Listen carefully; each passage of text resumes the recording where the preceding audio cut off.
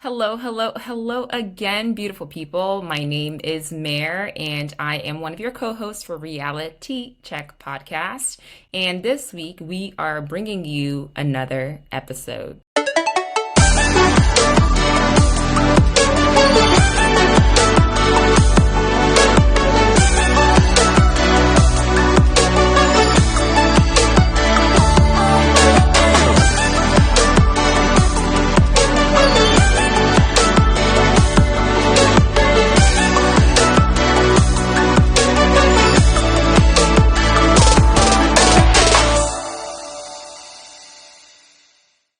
Probably going to be 2 episodes this week because I'm going to be covering 2 shows that I have found to be very, very interesting. So for those of you who do not know me, my name is Mare. I am the other half of Reality Check Podcast, and my co-host Diana is not here this week. So you're going to kind of be getting us coming on to the show week after week after week, together and not together, and we are both reviewing some different shows. So it'll be a kind of a nice little intermission and a nice little dialogue for us to have about some of the shows that she and I are both covering individually. But you are here this week because of Real Housewives of New Jersey, and that is what I'm going to be covering today is RHONJ. And let me tell you that watching the second episode, I can definitely see how there's different factions, right? There is, you're either Team Teresa or you're Team Fuda or Team Melissa. And them filming differently, I guess it's a big enough cast that they're able to do that. They're able to film not necessarily as a collective, but film partially. But it does make sense now.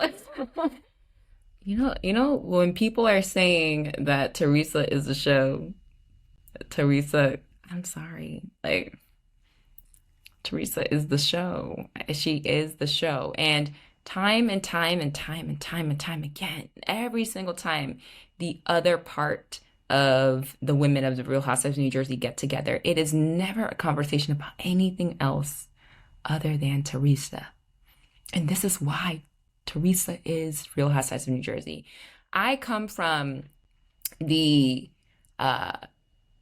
viewpoint that when you mention certain shows of the Housewives, if you mention Real Housewives of New Jersey, the first image that pops up in your head is Teresa Giudice.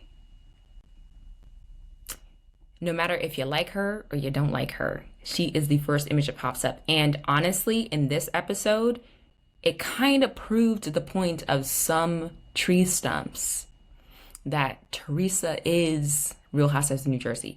She is the centerpiece, and everybody else collectively kind of circulates around her, because really nothing came out of this episode other than the fact that when Teresa stepped into the game, like, everybody started getting on their A game and they started like coming, for her.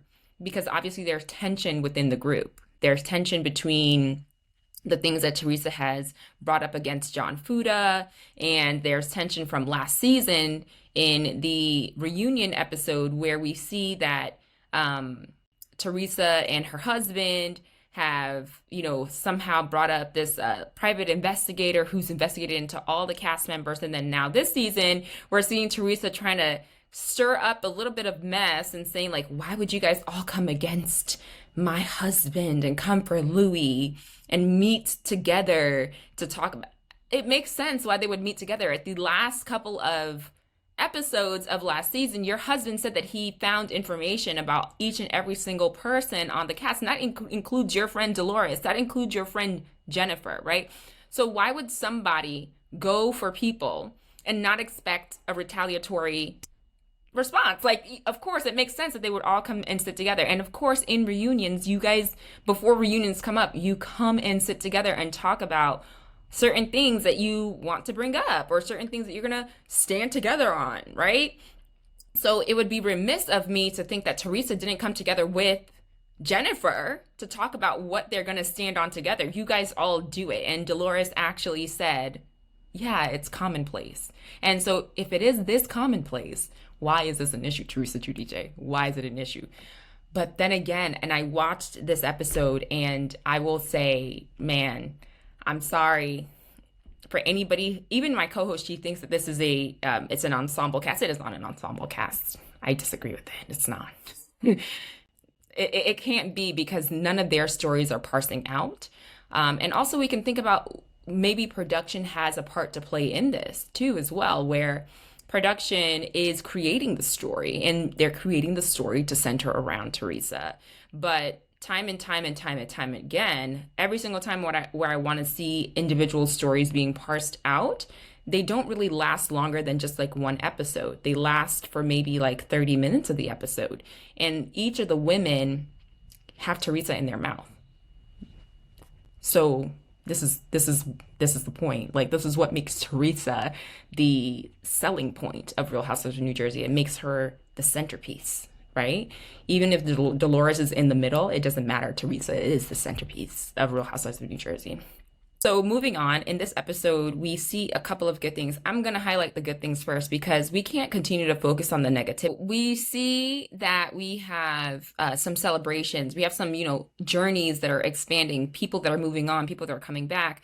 And so what we see is that we see Antonia being celebrated by Melissa's side of the family and by her father in, just really remembering all the memories that existed with her from the time that she was little. And so she's kind of basically been with them since they've been married, right? Because she was born, or she was conceived at least 2 months after Joe and Melissa got married. And so really, honestly, to see Antonia really, truly be celebrated in this way, and we also get to see how shy she is and how she's being highlighted, and she probably has such a great heart, that young lady, and we really truly do wish her the best at University of Delaware. And it's just been wonderful to kind of see her grow up. And then on the flip side, we also have Teresa, whose second daughter is going off to college as well. And honestly, these are the parts of the Real Housewives that we all enjoy to watch and to see. It is literally seeing the development of the children that grew up, and also seeing the soft aspect of these women, the mother that these women all are. Because at the end of the day, what mother is not going to do everything in their power for their children? What sane mother isn't going to do everything in their power for their children? So it's nice to see that side of Teresa. It's nice to see the side of Melissa, them goading over their children, and them just being sad about the journey, but also being very happy for their children and seeing how their children have grown up. If anybody doesn't like Teresa, one of her saving graces is going to be the fact that her girls are fantastic. Really, honestly, fantastic. And I'm pretty sure, because the amount of times that Teresa continues to say, like, oh, I wish I had a sister, which I think is a dig to Melissa, because Melissa could be your sister, because she's your sister-in-law. I think that she's made her daughters her girlfriends, or her sisters, right? Like, she's made them this very central piece of her, and especially Gia. She's made Gia like her best friend, because Gia is really in all of this family mess a little bit too much than I would like for a child to be involved in it. But anyway, let's go ahead and just watch little snippets of Antonia's dinner, and also let's watch some little snippets of Teresa and her daughter as well. Let's go ahead and see this. Very good. Thank you. Wait, can you guys believe that 18 years ago today, I was laying there like a piece of She's so meat pretty. While they cut my body open. Of course, Melissa has to bring up the fact that, like, she had a C-section. She looked just like Joe when she was born, actually.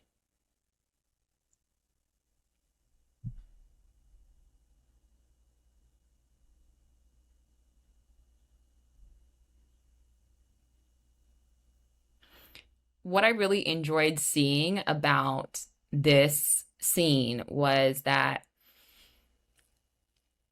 Melissa's family is also another storyline that we don't get to see. It's like, how does Melissa interact with her sisters? What are her relationships like with her sisters and her mother and things like that?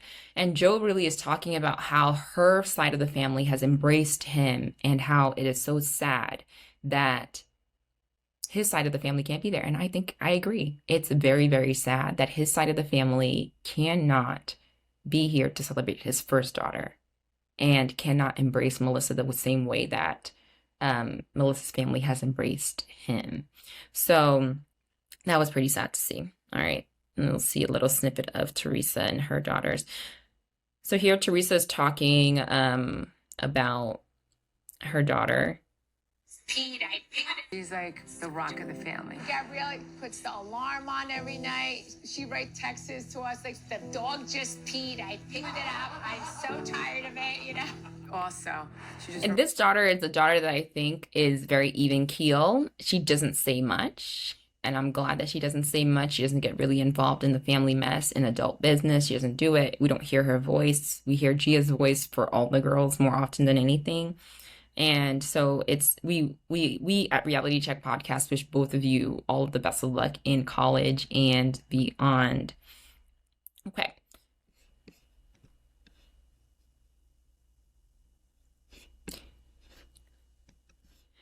Okay, so now we cut to the scene where we have Danielle and her party celebrating her husband.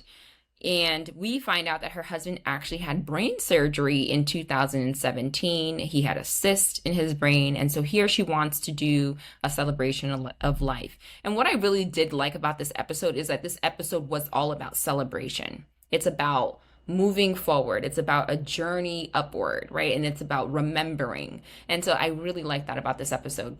So we get to the party, and what I witnessed here. Woo! Actually, I have one thing to say. Melissa, you have to keep the same energy as you kept in the first episode. Keep the same energy. The energy was, I really don't want to talk or answer any questions about Teresa. I don't want to talk about Teresa.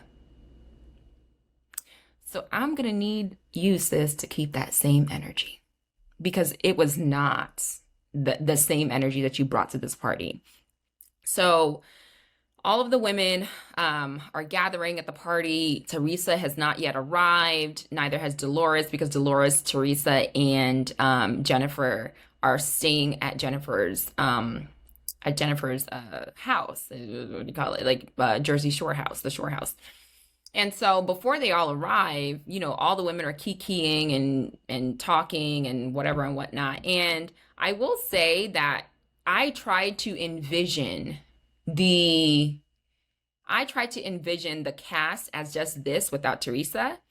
And while it's like cute and, you know, wholesome, etc., it just wasn't giving. It just wasn't giving. If the cast was just Marge, Melissa, Danielle, Rachel, Fuda, and it just wasn't giving. It was like, okay, like this is cute. We're watching a show, you know, with women who are cackling together. Okay. Yeah. It just wasn't. Like, this is not going to be a show that's going to be sustainable over time. And honestly, Marge is not necessarily my favorite character on the show. And especially like when these women gathered around together. They gathered around together, and the first thing out of Marge's mouth is, so which one of you is a second wife? I was like, Marge, like, why is this a necessary conversation topic?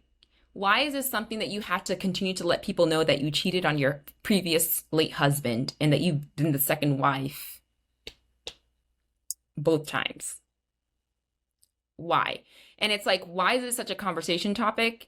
It's because like she grossly wants the attention, and it's just not a fun story. It's not a fun story. Go find something else. And even when they did pickleball and how she talked about she slept with a tennis instructor. Now, I don't know if she said it in jest. I don't know if it's supposed to be humor or sarcasm or whatever and all that stuff. But baby, calm it down. Calm it down. We don't need to know that you have done X, Y, and Z over and over and over again. Okay? Like, we already know. We already know. But anyway, enters Teresa. And then it's like, oh, here we go. Here we go. Everybody's on their P's and Q's. Oh my gosh. And the thing I did not like that Melissa did was Melissa was like, hi, Teresa. Hi. Like, oh my God, hi. I was like, do you want her attention that bad? Like, you want her attention that bad? I thought that you did not want to talk about her. I thought you didn't want to speak about her. So why do you want her to say hi to you? Why do you want her to greet you? Though it will be nice, It is something that we as a people do that is called decorum, right? We will greet a person even if we are not friendly with the person. But you and Teresa are not talking. You and Teresa are not engaging, have not engaged for a long time. I believe in the reunion, Teresa said that she's done with you. And you said, okay, we're done. You guys are done.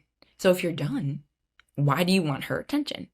I need you to keep the same energy, Melissa, as the first episode in that confessional, because it'll go far. Because you don't want to, I don't think that she wants to seem as somebody who wants Teresa's attention, but some people believe that Melissa doesn't have a storyline because Teresa is Melissa's storyline. And I just am like, I want her to prove it wrong and show us a different aspect of her. But in this particular episode, when she was feigning for Teresa's attention, when she was fawning, for Teresa's attention, I was just like, girl, come on, hold your head up. Stand on business. If you saying that you don't want to talk about Teresa anymore, that means that you also do not want her attention. You do not want her attention. But what I will say about this episode, obviously it's because of the tension that existed between all of them, that in this episode, Teresa proved yet again, that she is the main attraction. And for Real Housewives of New Jersey, at least to stick with this cast, Teresa needs to be in it. In my humble opinion, if Teresa decides to leave Real Housewives of New Jersey, they have to redo the whole cast. It's got to be redone. Like, it's a whole new revamp that needs to happen, because it won't stand without her. That's my opinion. I will humbly accept being proven wrong should it stand without her. But in terms of the ratings, in terms of the fan collective, if she leaves, the day that she does leave, those women can no longer, New Jersey has to be different. It's going to have to be kind of like a whole revamp the way that they did New York. All new women. But anyway, this episode was cute. It was fun, but we obviously know that this is leading us to the dissolution that continues to happen throughout the season, and we'll really see the fracture that happens within the faction of the New Jersey Housewives, how we have two different parties basically that are going to, start filming separately kind of thing.